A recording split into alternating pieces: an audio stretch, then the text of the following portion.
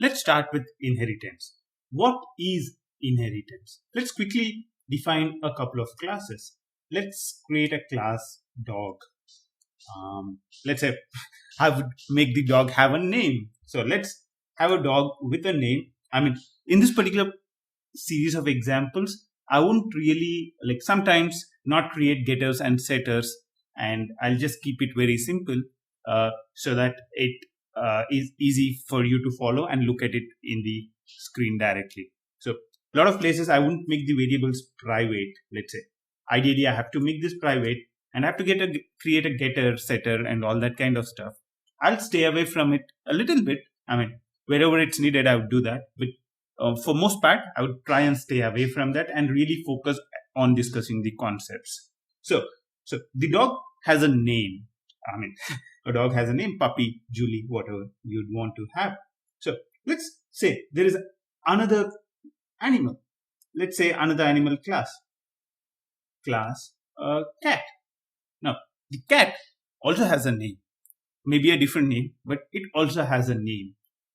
So if you look at these two classes which are present right now, these two classes have something in common. That's a name. And also they belong to the same category. I mean, I can call both of these animals and every animal can have a name. In that kind of situation, what I can do is I can create something called an animal with a name. So the animal has a name now, and I can make the class dog extends animal. Thereby, you would see that even the dog would get a name. Let's see how that happens a little later. So now I can do class cat extends animal.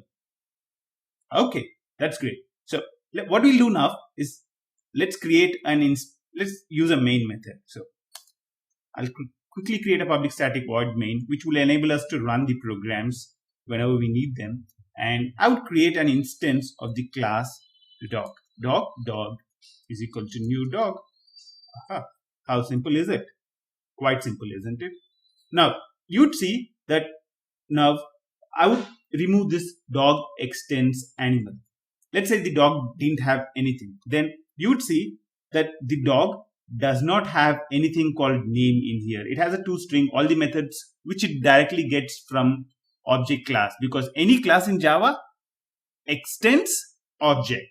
So even though I just said dog, it actually means dog extends object. Even here, I didn't extend anything, but in Java, everything extends object. So animal extends object. So that's simple, isn't it? Okay. Now let's get back to what we were discussing. So class dog, now we didn't see anything called name. Now extends animal. Let's see if I get a name. There you go. So now I can access the value of the dog.name. I mean, ideally, as I said earlier, there should have been name should have been private. I should have a setter and getter, and I should have called dog.set name and the name puppy. So this is basically what is called inheritance. Inheritance is a powerful, very, very, very powerful concept in an object-oriented programming language. Without inheritance, there is no object-oriented programming. So inheritance kind of forms the fundamental of object-oriented programming. As far as Java is concerned, you cannot extend two different classes. So I cannot create another class, let's say class dummy. And I cannot make dog extend animal and dummy together. Nope. That's not allowed. So in Java, you cannot extend multiple classes. Okay. There's a little bit of difference in opinion. I mean, you can extend you can implement multiple interfaces, but for me, that's not really multiple inheritance. It's basically that you can implement multiple interfaces. Interfaces is completely different concept from inheritance, and I won't really want to combine those two together. So as far as Java is concerned, you can safely say there is no multiple inheritance, but it has the capability. A class can implement multiple interfaces, but that's different altogether. So now let's get back to whatever we were discussing. So we started off with inheritance, this is what is inheritance all about. What I can also do is, now what is allowed here is I can say animal is equal to new animal. That's allowed.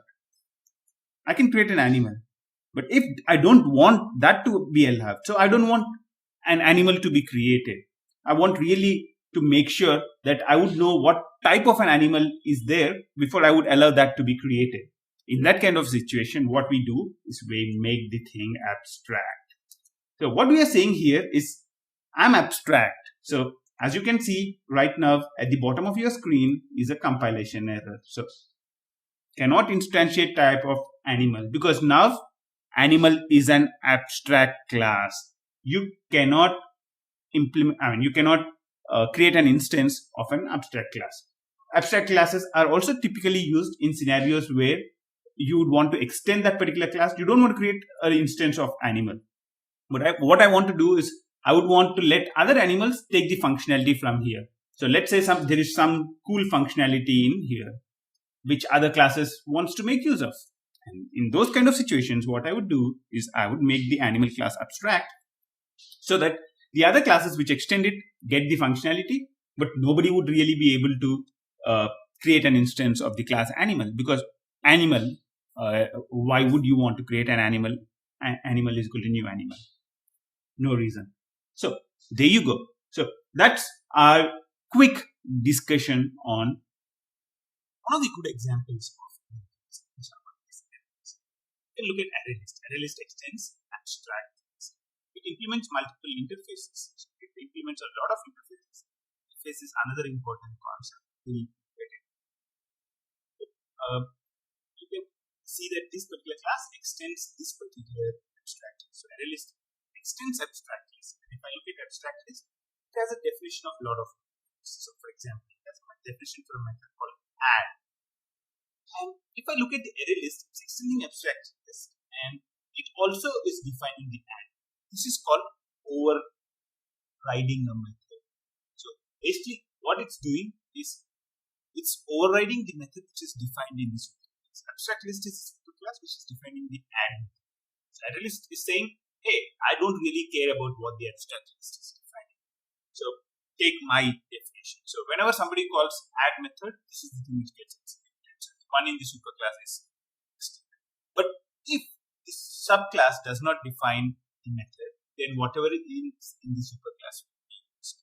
So let's and also you can see that there are a couple of things like an abstract method. So what abstract list is saying, I will not define how to get the element from the list. But what you should definitely do at a list is go ahead and define this method.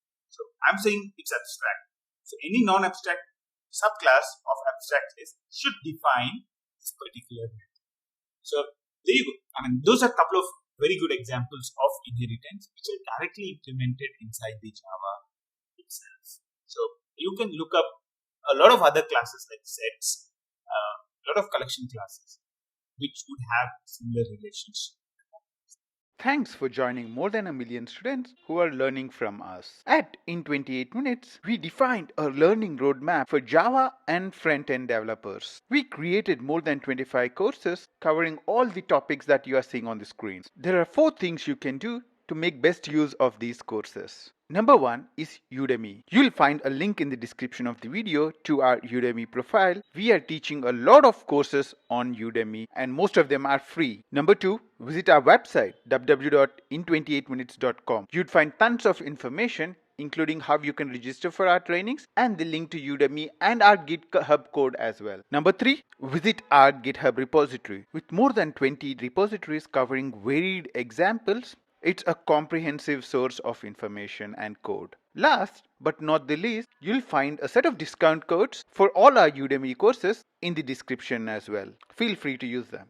Good luck from the team here at In 28 Minutes, your destination for high quality step-by-step courses.